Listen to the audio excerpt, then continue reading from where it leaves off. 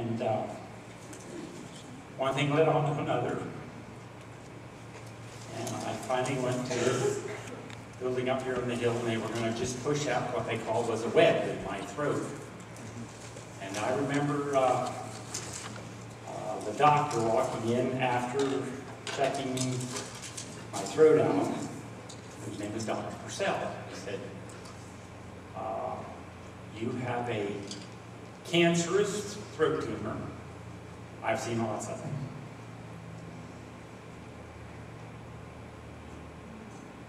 Believe me, that turns your life upside down. Mm-hmm. So we went through the what we were going to do, whether I was going to go natural or go through chemo, and I was really up on it, at odds of what to do. Everybody had their own opinion. And finally, my doctor, John Pellegrino, called me. And he said, I want you to take chemo. He said, you've got cancer on 6 organs of your body. My brain, my stomach, my esophagus, your liver, clavicle, lung. And he said, I think the chemo will work on all of them. So that's after I had my first PET scan. So we went under the chemotherapy, and it was 5 days and then 2 weeks off. And after my second treatment, I was walking in. Well, first of all, getting ahead of the story. I have notes and I didn't read them, but anyway. I said to the pastor, I said, in James 5, I said, it talks about the laying on of hands. I said, as Baptists, do we believe that? Do we practice that? He said, we sure do. I said, is that possible? He said, sure. So I've got to thank the elders and the pastor. They came up one night and prayed. And when they left, I got to tell you, fellas, I defended you. They thought I was part of the mafia. And I straightened them out. But anyway, 5 days later, I'm walking in from a little shed that I have where I keep a few chickens for our own eggs. And kind of dragging along.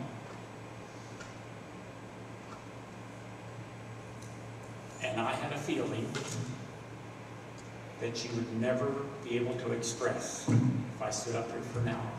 I couldn't tell you. It was warm, caressing. My feet barely hit the ground. I walked right into my house and I called my wife.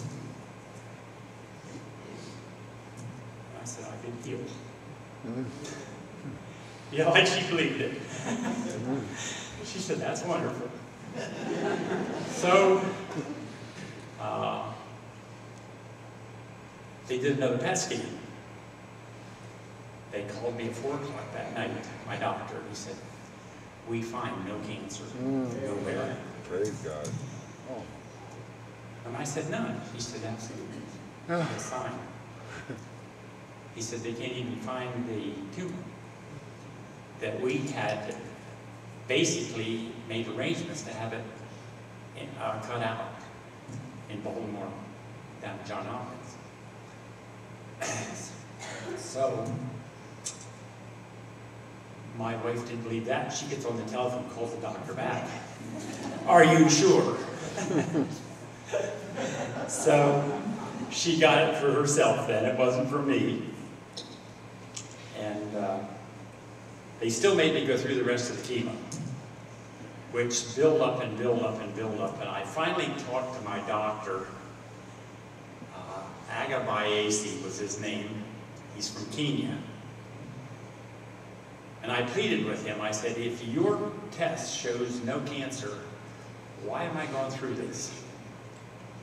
He said, well, we've got to. This is routine. And if you want the insurance to keep, he said, you've got to do this. So I did talk him out of one treatment and one bag for 3 treatments. I did talk to him about that. And I did try to introduce him to my Lord, but he would have nothing to do with that. He'd just smile and walk away. But anyway, I finished my chemo, and last Wednesday, they wanted me to come back up here with Dr. Purcell again to check on the tumor. And as I'm sitting in the prep room, he come walking in and he said, "Are you apprehensive about today?" I said, "No." "Not in the least?" I said, "Not in the least." He said, "You don't think there's anything there?" I said, "Are you a believer?" He said, "Yeah." So I told him my story about the Lord touching my body. He said, "I'll tell you about it when I come out of the test." So the first things out of his mouth was, "Simply amazing." He said, "There is not one sign that you've ever had cancer or a tumor. Your esophagus looks like it had never had a tumor in it." So as I stand before you today, I want to tell you right now, when this started, my question was, why me? I never drank, never smoked. And after all this, I understand. Why me? I'm just a sinner saved by grace. Amen. And I am so glad that He has made things turn out the way they did.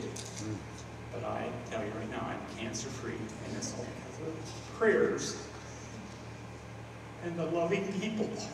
You can never imagine how many people come out of the woodwork and let me know they were my friends. Thank you ever so much.